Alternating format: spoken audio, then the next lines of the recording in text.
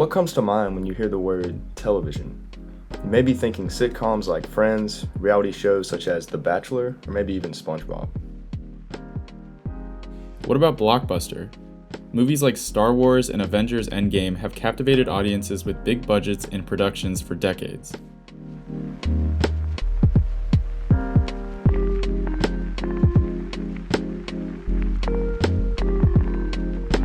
But what happens when you take the cinematography of a blockbuster and combine it with the limited time and resources of a television show? Cinematic television. Despite facing tighter financial and time constraints, the cinematography in certain television series is comparable and often superior to that of the modern blockbuster.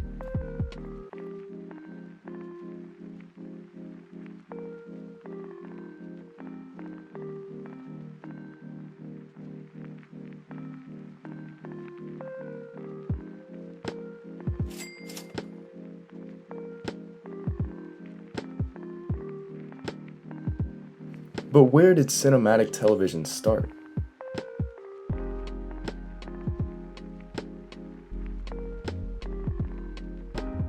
Stephen Boncho's 1980s series Hill Street Blues included a film-inspired shooting style using one camera that created a stylistic innovation for a new audience, making it one of the first examples of cinematic television.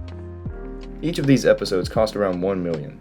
At 17 episodes in the first season, Hill Street Blues had a production cost of about $17 million.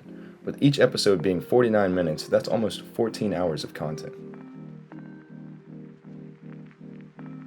Let's compare that to a feature film around the same time. In 1983, Star Wars Return of the Jedi was released. With a runtime of 2 hours and 11 minutes, the hit film had a budget of $32.5 million.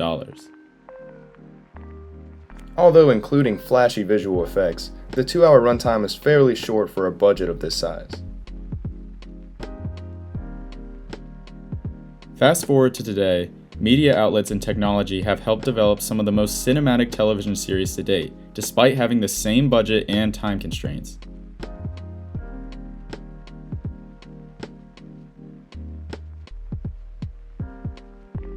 But to appreciate how far television has come, we must gain a perspective of how limited it once was.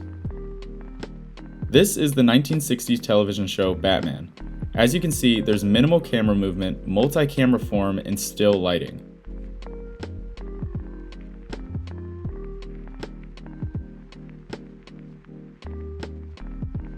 There's also a strong lack of shot variety and angles. The show clearly favors television screen dimension and easy consumption rather than artistic choices.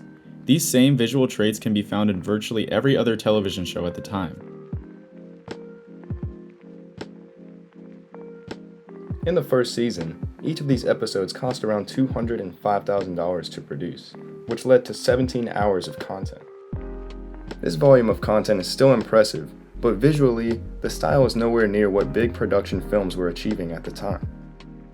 This is the 1967 film The Graduate.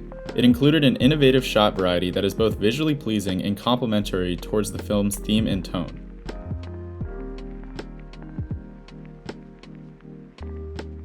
The Graduate proves that stylistic cinematography had been around since the 20th century, so why did it take television so long to catch up? After Hill Street Blues, cinematic television began. What came in the following decades included Twin Peaks, Breaking Bad, and Game of Thrones. The growing popularity of this movement gave directors unprecedented creative and visual freedom in an otherwise strict, advertiser-supported business model. But what exactly did directors do with that freedom? Similar to films, the creative freedom given to directors of television resulted in various distinctions of cinematic television. Shows such as Breaking Bad use a different type of cinematography than Game of Thrones. Breaking Bad contains a framing of emotion and reaction to certain events. The show heavily revolves around dramatic irony, so facial expressions are essential to the progression of the plot. Game of Thrones is more dependent on CGI for its cinematography. This does not discredit the substance of its plot, but rather showcases scenes with ambitious visuals and vibrant colors. This is largely due to its genre of fantasy. After the creation of streaming services, cinematic television became the forefront for many shows.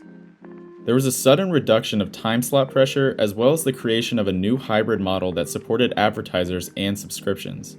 Along with this, distributors such as movie theaters and cable companies were stripped of their creative influence. This led to the entertainment companies being connected directly with their audiences.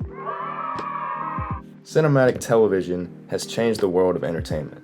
With less creative confinement, productions can utilize the more limited resources of television without sacrificing marketability. Despite facing tighter financial and time constraints, the cinematography in these series is comparable and often superior to the cinematography of a modern blockbuster.